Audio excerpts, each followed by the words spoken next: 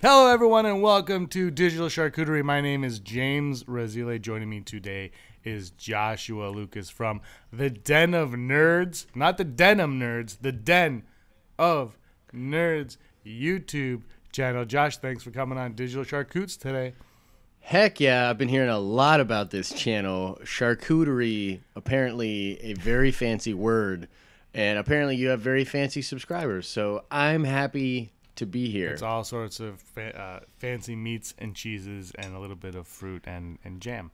That's what we get here. Plenty of cheese on this Plenty end, of I tell cheese you. everywhere. Plenty of cheese. We got a lot of the cheese. Guys, if you like movies, superhero movies, Ninja Turtle movies, Star Wars movies, any kind of movie, dramas, horrors, give us a like and a subscribe to the channel. It really helps us out over here. Thank you to everybody that has given us a subscription in the last little while. It's awesome seeing it grow. It's kind of cool. But today, so Tuesdays is when I normally do my superhero talk. That's my superhero day, Josh, is Super Tuesday is what I do. Okay, nice. But I really wanted to talk to you about stuff, and your schedule is pretty intense because you have a weekly show now, the nerdy, I keep saying newsy news, the nerdy news roundup. We'll be doing the newsy news every day at 11:59 a.m. Yes. But you do it every day at 12 p.m. on your channel. Yeah, it's the nerdy news rundown. Oh, sorry, rundown. Yeah, it's cool. It's cool. Look, nothing's set in stone. I could change it. I could call it the nerdy fruit ball of glasses station. Figure that one out. But yeah, no, it's pretty cool. I'm happy to be here. You and I haven't recorded in a long time, so I was happy to sit down and record with you. We're going to do an episode of Nerds Talk Star Wars next. But yeah, so we've been cranking out the show Monday through Friday. And we're actually going to we're going to attempt next week to go live. What I want to do is go live at noon Eastern Standard Time every day. I think it's going to be really cool. We'll see how it goes. It's been fun so far. And yeah, it's pretty cool. If anyone watching has not checked it out, you must check it out. But the reason you're here is because it's not Super Tuesday, but I wanted to talk superheroes, and because of your schedule, now was the time that we could get together and do this. Yeah. Because I wanted to talk a few things. But one thing, we kind of briefly touched on it before. We're going to get into the Fox and Disney stuff in a second, and then your favorite casting of all time for Wonder Woman 2. But last night on John Campia's YouTube channel, Open Mic, he said he heard something huge about DC that would make everyone go batshit crazy in a bad way. He didn't say what it was, so I'm just saying this is where this information comes. But you actually got a notification from Google or something with the same type of info today. Yeah, I did right before we got on, but like I can't find it again. It was through that AMP program that they have, and something popped up and it said very bad DCEU news coming. And then it disappeared. So I'm actually looking on my phone right now to see if I can find it. But yeah, apparently it's gonna piss a lot of people off. What do you think it could be? I can't imagine what it could be because they've pissed everybody off already with all the movies that they've made. Like, what could it possibly be that would? My feeling is it could be that they are gonna do away with the DCEU and just stick with standalones, and so all the movies that you've kind of invested in will not coexist with anything anymore, and that gives It's very possible. Yeah, I mean, we kind of thought they were already moving in that direction. You know what I mean? Yeah. Like, that was, what they came out like late last year and said like we've never even called it the DCEU, and everyone was like, "What are you talking about? Like, it's clearly the DCEU." Or how about give it a name? That would be cool. Yeah. Yeah, I don't know, man. I'm trying to figure out. Yeah, I'm trying to figure out what it could be. It could be like this thing where they're like, well, we're gonna throw continuity completely out now, and we're not doing a shared universe anymore. I think that would be the thing that would upset people. So like instead of a reboot, because I think one of the things people are anticipating is, okay, it'll probably reboot, and then we get a new DCEU or a new whatever they're going to call it, which is cool. But I think instead what they're going to do is kind of what we thought they were going to do anyways, is just like, well, there's no more shared universe. We're just going to make DC films. And that's going to frustrate people because, like Wonder Woman has that framing device from the Batman v Superman photo, all of those characters. And I don't think they're going to get wrapped up. I don't think they're going to have an ending anymore. But Yeah, I guess that'll be the thing that really upsets. I'm trying to think if there would be something else. Can you think of something else that would really upset people? I don't even know if that would upset people, to be honest. Like people would be disappointed. It wouldn't really piss them off, I don't think. Because, okay, they don't have an ending, but I don't feel like they have an ending now. Like, they're just kind of like, oh, we'll do this, we'll do that, we'll do it all. And no, but they have the opportunity. Like, they could soft reboot with the Flashpoint movie, right? Or they could fully reboot. If they fully rebooted and were like, hey, this is what we're going to do. We're going to set this thing up from the start. It's going to be our shared universe. Here's how it's going to go. I think people would be they would be accepting. It would be like, okay, now this is where I can jump on. This is where it starts, blah, blah, blah. But what I think the reason it would piss people off is because it lets all these things just kind of hang. It lets these things hang, and it's like the sloppiness of their continuity becomes their continuity. Like, I don't know. I don't particularly like that very much. I don't have a problem though with individual story, like because I think you speculated the fourth phase of the MCU will be a kind of standalone, like individual stories. Yes, I'm totally fine with that. I know what you're saying about everything else, but like Wonder Woman 2, I don't know what the plot is, obviously, but it could coexist without Justice League, or it can exist without Justice League. You know what I mean? Yeah.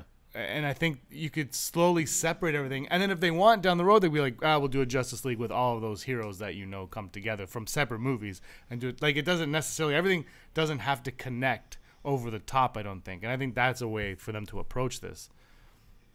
Yeah. No, I mean, I get what you're saying. I just think I personally think that will piss people off. I think that's what it could be. So I can't think of anything else except maybe if they cast Kristen Wiig as Cheetah in Wonder Woman 2. Other than that, which would never happen, I can't really think of anything that would really piss people off. That was funny because someone sent me the clip, the open mic clip that John Campea did, and literally like an hour later, I found out that Kristen Wiig was in talks for Wonder Woman 2. We'll get into that in a little bit because I know that's something up there. But I can't think of what it is. I know that would piss people off, but it's just I almost feel like there's something else happening, and it's because it's Warner Brothers and DC, and they have been so weird with everything that there's probably something coming, and we're gonna be like that. Wow, and it won't be what we're expecting whatsoever. I gotta watch that clip now because you sent me that clip, and I saw. Because what's funny was I was actually watching that live. I was watching the open mic live for a little bit, and then I got like sucked into some other work. And then when you sent me the clip, I was like, oh, that's interesting because I was just watching this show or whatever. And now I'm like, now I really need to go back and watch it because I need to see like what is his inflection, like what's he. It's a 12:30 mark of open mic. Shout out to Austin for sending me that. I was watching it too, but I watched it live, but I came in late. So I was already like way further down the road. I had no idea because he talks about the Toronto Maple Leafs. That's when that's my team too. And I kind of randomly came in when he started talking about them and some other stuff, and then I went back and saw that, and he just says people are going to be pissed off with what they hear, and he says he's not going to say what it is because he just doesn't want the shitstorm that he got from the other stuff that he's broke, and I don't think I blame him for that. We'll find out what it is. He speculates, so he goes, I don't know when you're going to find out. Could be in a month, could be in a week, so he doesn't know when it's going to drop. Wow. Yeah, so big things happening at DC for the better. Let's move on to the one superhero area that has its footing completely set, and that is the MCU. But on the Thor Ragnarok behind the scenes for the Marvel 30th, whatever the hell it was, Benedict Cumberbatch let something leak. I'm going to read you the quote, Josh, and you tell me what you make from this, okay? Please, go on. Here we go. I lost the quote. I've been having computer difficulties today, so I lost the quote. So basically, he said something about... I had it already. We've been trying to record this for like 2 hours, and my internet. This is like the Bad News Bears. You know what this reminds me of, though? This reminds me of the Raylo live stream that we did. And what's funny is what came out of that live stream was I was forced to do the whole live stream as a small video the next day, and it blew up. So you never know. Like things like this, little hiccups here and there, they can build to big good things. So probably not here, but I'm going to read you the quote. I'm not cutting this either. I'm going to read you the quote right now. People go look at my pains that I'm struggling right now. Yeah, and then freaking open up a Patreon, man, so people will be like, come on. You need equipment. My computer's still not working. And he said something about how they can get into other dimensions. Wow, I'm having a lot of problems. I think I already know what you're talking about. He said the Marvel Cinematic Universe is already getting crowded, and it might breach into other universes very soon, right? Yes, that's a better way to put it. Yeah, and I think I remember, because I actually was thinking about doing a little piece about that. In fact, I'm working on some in-depth videos because, look, I've been slipping on those because of the show and everything, but I still love that kind of content, the like really in-depth content. So I'm working on a video about how the Avengers could end up beating Thanos, even if he gets the full gauntlet. And I actually talk about this because part of it has to do with the multiverse. And so I think we're getting the multiverse. I think that it was no mistake that Doctor Strange became sort of the catalyst into the multiverse, that he sort of understands the multiverse. Mm-hmm. And I think that in Avengers 3, maybe, but definitely in Avengers 4, we're going to be jumping around in the multiverse. The big reason, James, is because the Infinity Gauntlet is actually only powerful in its native universe. And so there are multiple times throughout comics where people have had the Infinity Gauntlet from our universe and attempted to use it in a different universe, and it doesn't work. It fizzles. So that's, ooh, geez, hit my mic there. Sorry. But that is essentially why I think the multiverse is being brought in, because I think it's going to have something to do with the gauntlet, basically. Okay, so you don't think that, because a lot of people are speculating that this could be a way for the Fox franchises of X-Men and Deadpool and Kitty Pryde and the Gambit movie that's coming at some point. You don't think this is a way for them to bring those into the MCU without having to reintroduce us to the characters, and also without maybe making it totally overcrowded, where they can still live separately, but every once in a while they can travel through and interact with these guys? I mean, it's possible. I don't see why not. I think some fans already consider that sort of the way that it works, and it's possible. I mean, there's no reason not to assume that could be a way for them to do it. I honestly think there's a couple different ways to do it that could make that leap a little bit easier for people. And I honestly do not think that we're going to get any of the Fox versions of these characters in the MCU other than maybe Deadpool. I think we're getting our whole new versions because Feige has a vision. He has people that he trusts. He has a team. They want these characters. They want the X-Men, and they want them done the Feige way, the MCU way. And I just don't think there's any characters, especially now that Hugh Jackman is gone. I don't think there's any characters in those movies that I'm so attached to that I'm like, no, I need that version of the character. So I don't know. Like, I think that's cool, and that's a cool way to sort of have them sort of in continuity together. But you know what I think would be way more interesting is if the Fox movies, let's say the Disney deal didn't go through. I think it'd be way more interesting to do multiversal stuff in the Fox X-Men series or of films and stuff, because there's just so much more that you could connect that really needs that sort of Deus Ex Machina type of connection. So I don't know. Those are just kind of my thoughts about it. Yeah, that's cool. For me, I don't know. I hear what you're saying about Feige wanting his X-Men, but what if Dark Phoenix crushes and it is like the definitive X-Men film, and then the merger happens? Do you think Disney would go on and be like, okay, we'll make Dark Phoenix 2 with these guys? Hey, I mean, look, it's possible, but the Marvel Cinematic Universe has made over $14 billion. Like, the type of success that you would need from the Dark Phoenix movie in order for them to even consider it is like so astronomical that, like, I think at that point Fox would be like, we're not selling, we're back out, because like there's almost no way. Like, even if the movie made $1 billion, which it won't, but even if the movie made $1 billion, it's still not good enough.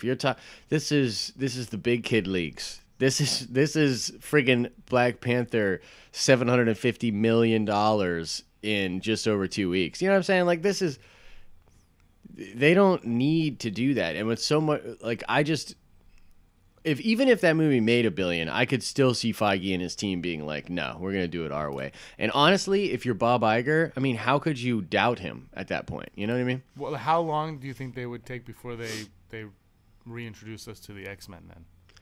So the way that I would see it going down is, well, first of all, I think that they have something pretty extravagant planned for after Avengers 4. And I think that like Phase 4, it was already going to be very interesting and different without the X-Men, like completely without them. And so I think what they're going to do, if this is what I would do, is keep going with the MCU, start to build the X-Men universe and just make references to it in the MCU and build towards Avengers versus X-Men the very same way you did towards Infinity War. You don't need to do that for another 10 years. Like, look, you and I will be older, right? And we'll still be totally down. We'll still be doing these weird YouTube videos and we'll still be going to these movies. Look, that's the way to do it. They did it right. They didn't blow their wad. They built up to it. So I think that's the way you do it. You do the X-Men within the Avengers universe, but sort of started on its own sort of journey. Do your Phase 1 films, maybe your Jean Grey, maybe, you know what I mean? Like, do your Phase 1s, do the X-Men film the same way that you did Avengers. Like, dude, you have the winning formula. So just repeat, rinse, and repeat, you know?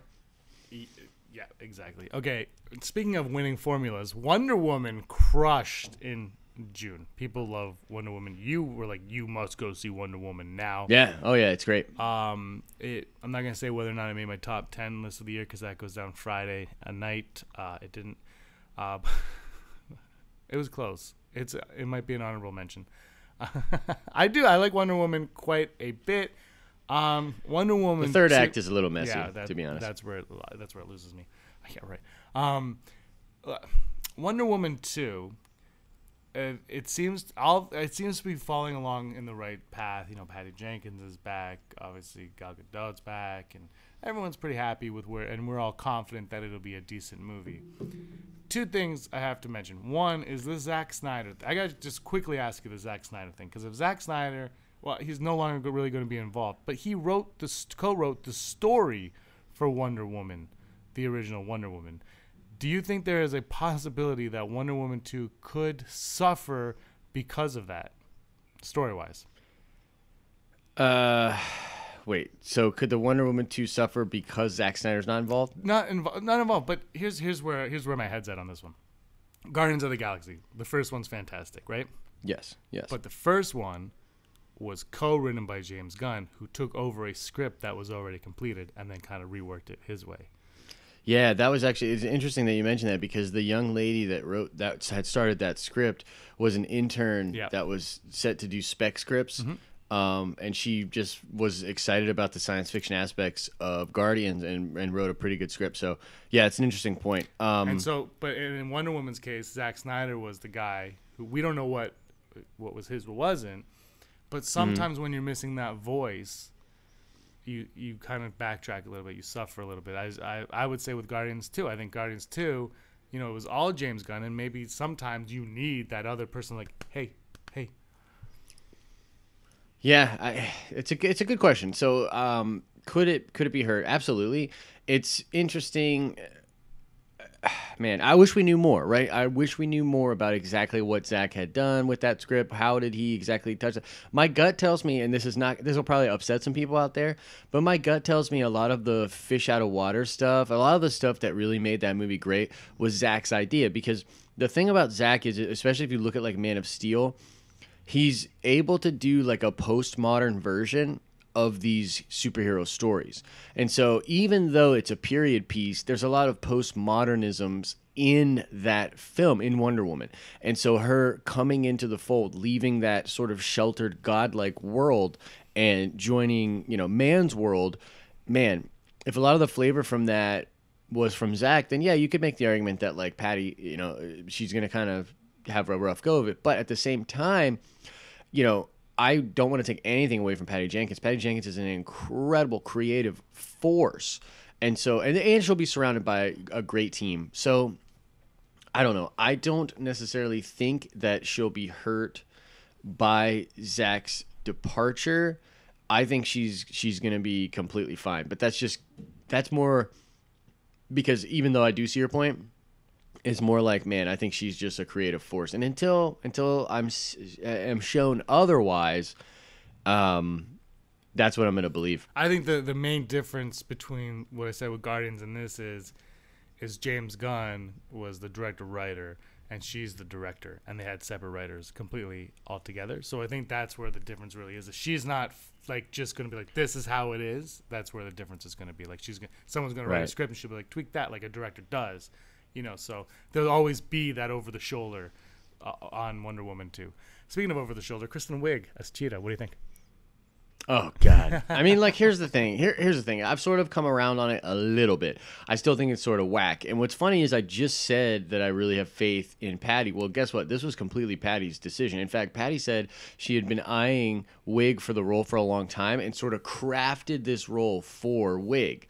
Man, that's weird. Like, I'm sorry. That's just weird. Like, I don't necessarily see it from everything I've read in the comics. Like, that's not Cheetah. If they do mustache twirling sort of funny Cheetah, I'm going to hate it probably. I mean, you know, look, she could pull it off.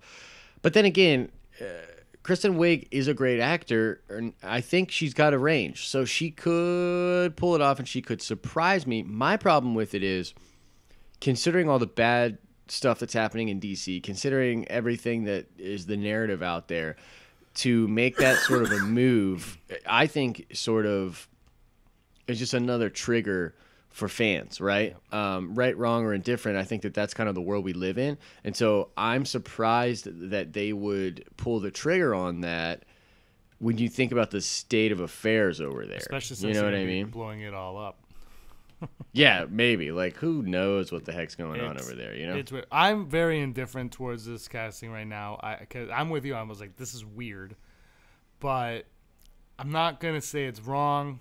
I mean, look, we have been proven wrong on casting decisions, we've also been proven right. But we've also but we have to remember we've been proven wrong as well. Every once in a while, they throw a Heath Ledger at you, and you get something better than you thought you would get. Heck yeah. Yeah. So I mean, the jury is out, I will say, on Kristen Wiig. But like you said, though, this is if you want ammo to go after DCEU. They're giving it to you. They're selling it to you wholesale on this. Yeah, one. they are. You know? It's like Ghostbusters, the remake. Oh my God, let's not meets say Wonder Woman. Like, let's do it. Yeah. All right, let's wrap it up there, because then we can have a whole conversation about Ghostbusters. Yeah, let's do it. Josh, where can everybody find you at? I'm hiding under internet rocks, so recently you won't be able to find me. But you can check out the Den of Nerds. Got a new show called the Nerdy News Rundown. Every day, Monday through Friday. Like, it's crazy. So as soon as this DC craziness comes out, you can bet your sweet ass I'll be talking about it on the show. So yeah, check that out. denofnerds.com, blah, blah, blah. I hope you have the same luck that we have at the Rebel Scum podcast. All summer when we did shows, news broke while we were recording. Did not matter what time we recorded at, news would break. I keep my phone. You know, it's funny. I keep my phone by me during every show, and occasionally I'll check my amp to see what's going on in the world. And I've had the opposite problem lately of like, what the hell am I going to talk about? There's no news, you know? Well, you got Kristen Wiig. We'll see what comes. Maybe tomorrow this DCEU news will drop. Well, Josh, thanks so much for joining me here on the Digital Charcuterie channel. Until next time. Thank you for having me. Yeah, you're so welcome. We'll do this again sometimes. Guys, until next time, ciao for now.